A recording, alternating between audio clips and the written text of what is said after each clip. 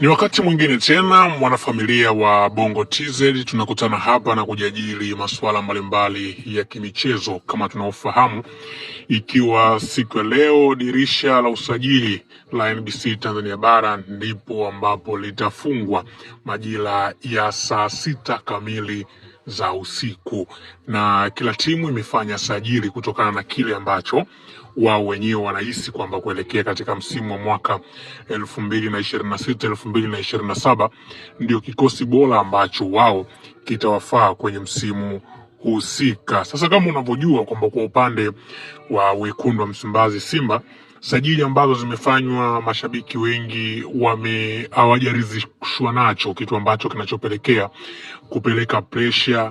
Maneno yamekuwa mengi sana kwa mashabiki wakizungumza kwamba wale uongozi wote ambao ulikuwa pale, akiwepo kina Mangungu, kina Mohamed Dewji, waiache Simba ili Simba wapate wadhamini wengine. Meneja habari na mawasiliano wa klabu ya Simba wameweza kuibuka kwa sababu mashabiki wengi pamoja na wachambuzi wanaamini kwamba mchezaji Ibrahim Dumbia hafai kuwepo ndani ya kikosi cha Simba.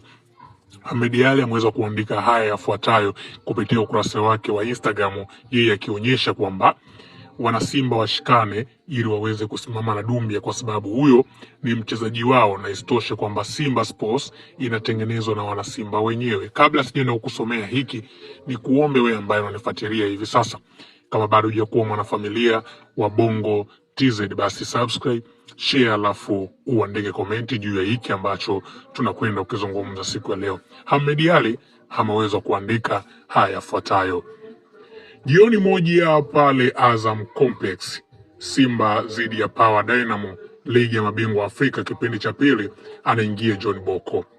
Mashabiki wa Simba waliokuwepo uwanjani wakaanza kumzomea wakiamini hana msaada tena ndani ya kikosi cha Simba.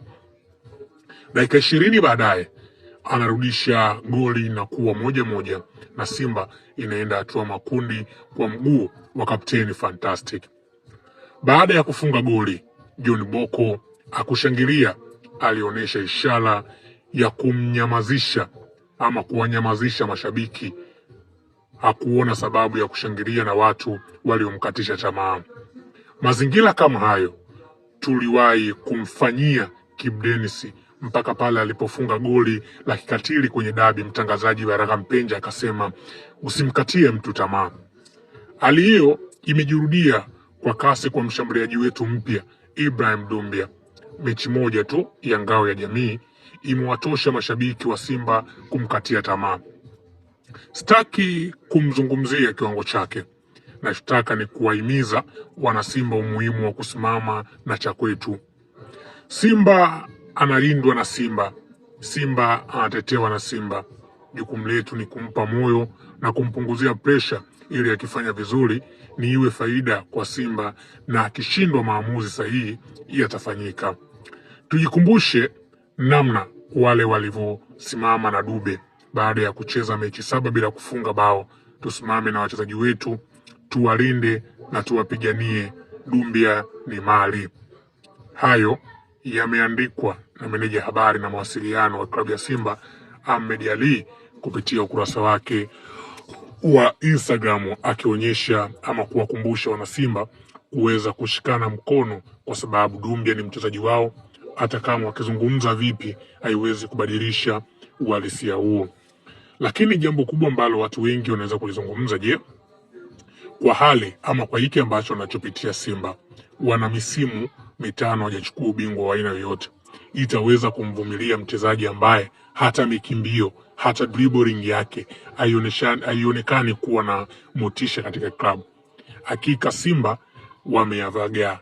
Unaweza kuniandikia komenti yako hapo chini. Wangapi wanaungana na meneja habari na mawasiliano wa klabu ya Simba juu ya hiki ambacho nakizungumza kuhusiana na mchezaji Ibrahim Dumbia? Wana Simba waweze kushikana na waweze kumsimamia. Hii ni Bongo TZ. Nikushauri wewe ambaye bado hujakuwa mwanafamilia wetu, basi subscribe, share, alafu uandike comment, kwa sababu sisi tumejidhatiti na kuhakikishia kwamba wewe tutakuwa tunakuletea habari mbalimbali za kimichezo ambazo zinajiri kunako kwenye mitandao ya kijamii na kukusogezea hapo ulipo. Tuandikie komenti yako. Je, Dumbia apewe muda ndani ya kikosi cha Simba ama aweze kuachwa?